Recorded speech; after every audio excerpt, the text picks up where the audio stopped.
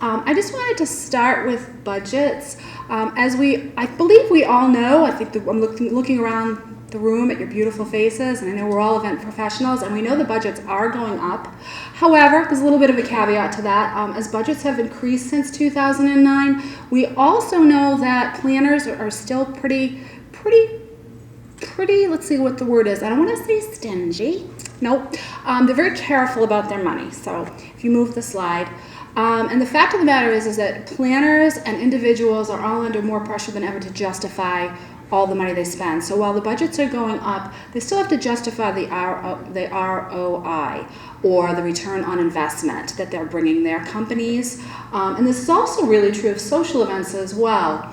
But how that affects us is, for those of us who work at venues, you'll notice that planners tend to be a little more concerned about attrition clauses and that kind of a thing. And for those of us who are suppliers in other respects, they're going to be looking at those force majeures and other areas of the contracts harder. And it's not because they're trying to be tough, it's because there's a lot of pressure on them to really do their job and get the most that they can for us or for their client.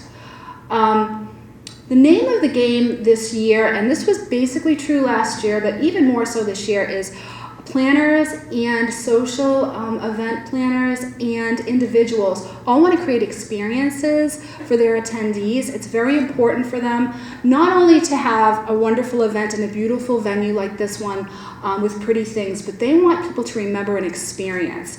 So in terms of the event planners for corporate events and associations, they are looking for cities like Boston because they want historic venues, they want specialty venues, they want really wonderful special locations to bring their people and have them do things. This is also true of weddings. There's a lovely couple at Fenway Park. This is across the board, that people want their attendees and their guests to have an experience they'll remember.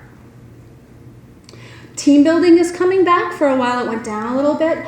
And team building is one of those things where a lot of people think that you have to have a large budget for it. You don't necessarily. And if you change the slide, Lena, this is an event that we actually did with the Westin a few months ago. And basically it was, we got together with Rosie's Place and the client, and we decided to do these giveaway bags for the ladies at Rosie's Place. And they wanted toiletry. We thought at first they might want food, but they actually wanted toiletries for the women.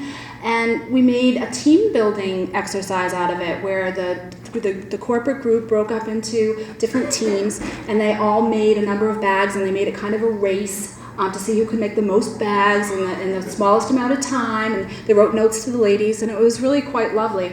So you really don't have to have a huge budget to do a fun team building event, and people want to give back to the charities or to the society, especially the local charities. So it's a really nice idea to do things like that for your clients.